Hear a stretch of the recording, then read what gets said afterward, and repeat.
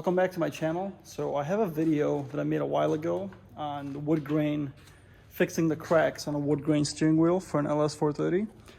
And a lot of people love that video. So this is kind of a next step. Besides fixing the cracks, I want to get this color back to normal. As you can see, the underside is nice and reddish and the top is all faded. And honestly, it's all faded because it should be that reddish color. So today's video is going to focus on how to fix the steering wheel, the cracks and the color, pretty much make it look like brand new. I'm going to skip over the first part of the process and I'm going to link the other video. So the first step, we're going to be sanding this wheel and you're going to be applying clear polyurethane as a first step. So if you don't know how to do that, go watch my other video, and I'm going to fast forward because I don't need to make this video longer than it is. With that said, you are going to need a paint gun or some way to apply an air finish. So an airbrush gun, a paint gun, anything. You go to Harbor Freight, get like a $10 gun and it'll work. Okay, so we have about 5 layers of clear applied, the clear poly from the video. This takes about a whole day just because you got to do like an hour and a half between coats. But it's all filled in. So what we're going to do now is you're going to sand this with like a 800 grit, 600 or 800 grit, just to smooth everything out. All right, so we sanded all this with 800 grit. Now we're going to stain it. And I bought this red mahogany, which I found out works best through trial and error. Stain, you can see I used it a bunch before. And a lot of you guys that have worked with wood might say, why the hell did he clear poly the whole wheel to stain it? Because when you stain wood, it goes on raw wood. So the problem is when you stain it, any imperfections in the wheel, cracks, chunks missing, any filler you might use, like wood filler, because I've used fillers before, if you have a spot missing in the wood, stain doesn't absorb it. So when you stain it, it looks uneven, and any imperfections, to cover them, you have to stain it a lot, and it just doesn't work out. It doesn't work good. You could spray the stain with a paint gun, and that's kind of what I'm doing here. The problem is when you stain it first, you have to get the wheel really, really dark to cover all the imperfections, because the stain will soak into the imperfections first, into the cracks and crevices. So we put poly on it to kind of make it smooth. And instead of staining the wood, the reason why we're using the paint gun is we're actually just going to paint the wood with the stain. And the difference is the stain, when you're supposed to stain wood, it goes into the wood and then you kind of clear over it. Here we have a smooth surface. We're going to paint the stain on it. It's never really going to dry into the wood, it'll air dry and everything, but we're sandwiching in with the poly. Essentially think of it like a candy paint job.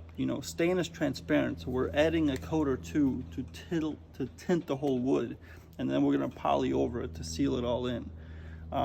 This is the method that I tried, that I see it works through trial and error. I've done it before too. It does work. If you stain it, if you sand everything, stain it, then poly it. But sometimes you have to go really, really dark. And when you go really, really dark, the wood grain on the steering wheel is not going to match the wood grain in the car. It'll almost look black because of all the imperfections you have to cover. So this way, we're going to be able to get away with 1 or 2 coats of wood stain, like spraying it on, and it'll match a lot better. So let's go ahead and do that. All right, so this is 1 coat of wood stain applied, and I think this is all I'm going to use on this wheel. But you can see it's got that nice, deep wood color.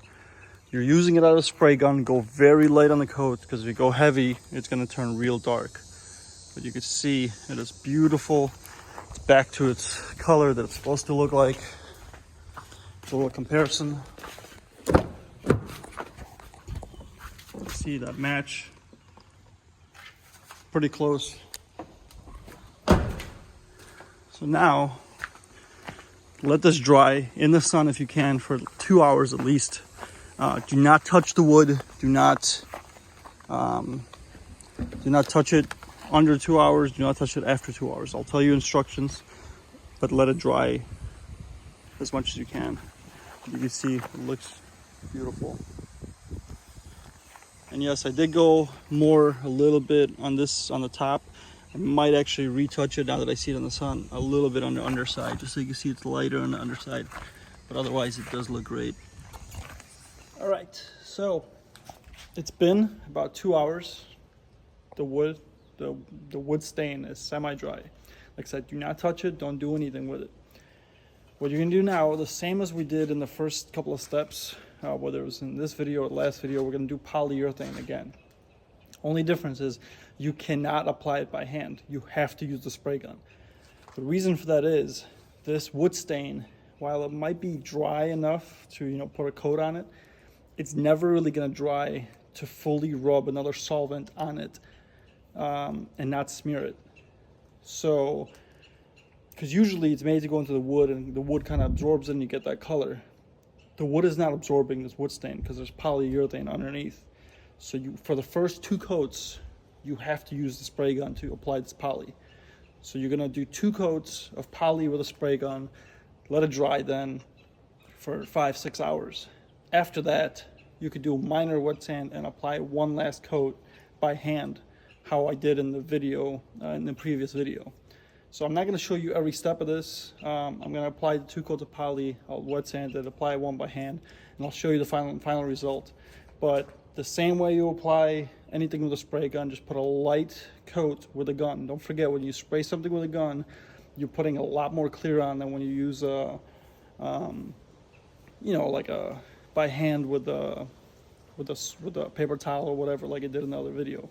So make sure not to go too heavy because you don't want to run the poly, you don't want to have drips, stuff like that. So 2 coats, do about an hour between each coat so it gets tacky and dry.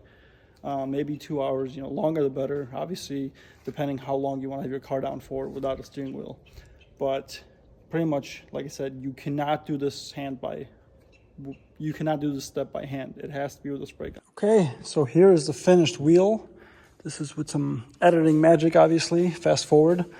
But this is after about 3 coats of poly on top of the stain. And here's the wheel, how it looks. And I'll go install it on the car to show you guys the wheel on the car. All right, here's the steering wheel installed on the car. You can see it's almost a perfect match to this vent right here. Looks awesome, no more cracks, feels awesome.